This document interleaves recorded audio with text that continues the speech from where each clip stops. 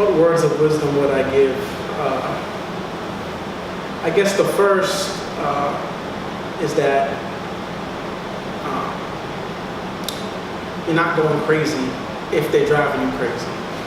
Would probably be the first thing. I think in our first year with the boys, we did all of our action planning.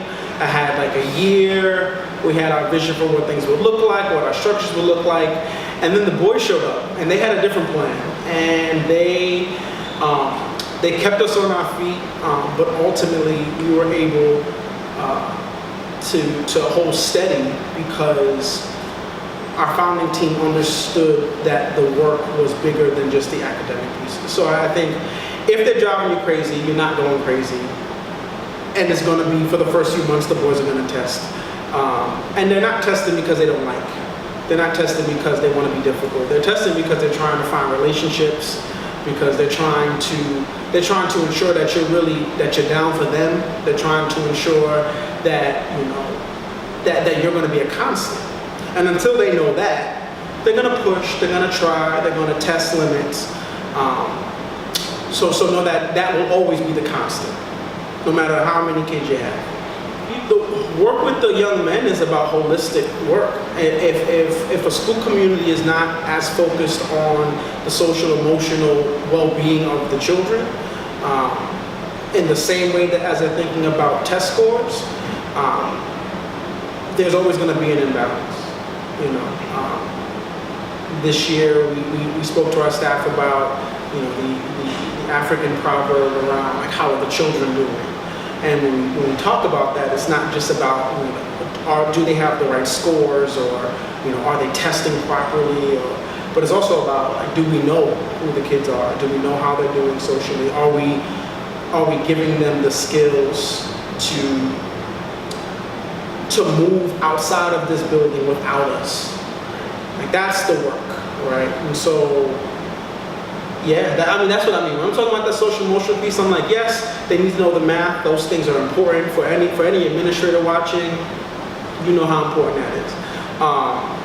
But to also know that when they're on the train, that they're giving up their seat for elderly women, or that they're helping families move strollers upstairs, or they're just not acting a fool. And we know what I mean when I say acting a fool. That's important. That's important. It's the holistic approach. If this work was easy, it would have been done already. There's a reason why we're seeing this reactivation of single-sex public schools because it's needed work. It's the hardest work you can do. So I think sometimes we just need to tell that founding staff, we need to put them in an understanding of where they are in the work. And even though they may feel infant, even though they may feel like everything they've done, and I don't know the composition of the staff, but we have folks that have been teaching 15 years, they come here, they're like, I feel like I'm in first year all over again, right? Like this whole, like, your teaching credibility, like this work will test that, you know what I'm saying? It'll test, like, everything you know or thought you knew about teaching children.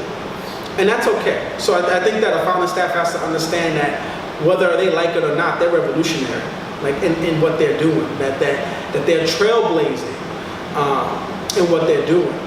There are not many schools like ours across the country. So, that's the first thing I would say. Second thing I would say is, to a founding staff is, at all times, remember why you decided to join that staff. Founding staffs have a unique opportunity to select in. They chose to be there, right? Because they believed in the mission, they believed in the leader, they believed in the crisis. And be clear, this is a crisis. Like, our boys are in crisis. And like, you have to move with that type of urgency. And I think in other settings, we have the luxury of not having to feel that urgency in that way. When you got a whole school of boys, like, the whole school is urgent. Everything is urgent. And that can be not only time consuming, it can just be mentally and emotionally taxing. So I would say to that team, like, remember why you do this work. Remember that there are parents out there that are looking to you to save their child, and that's a burden all in itself, because that may not have been what you signed up for.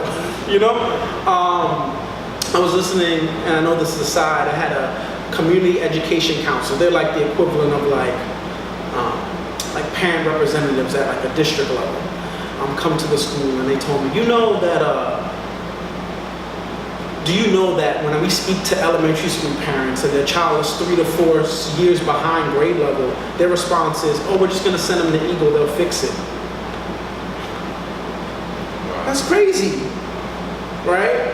But that people are putting their children, they're putting their lives in your hands.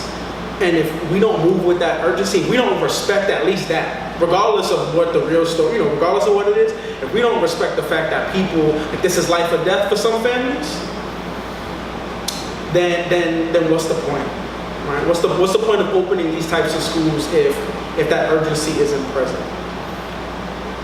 So that's what if founding staff, if you are watching this, know that people are depending on you, know that school districts are depending on you. There's a reason why they opened your school in that particular district. And they didn't do it because it was fun. They did it because they looked at that data and they said, our boys are struggling. We need something. We need an alternative. But yeah.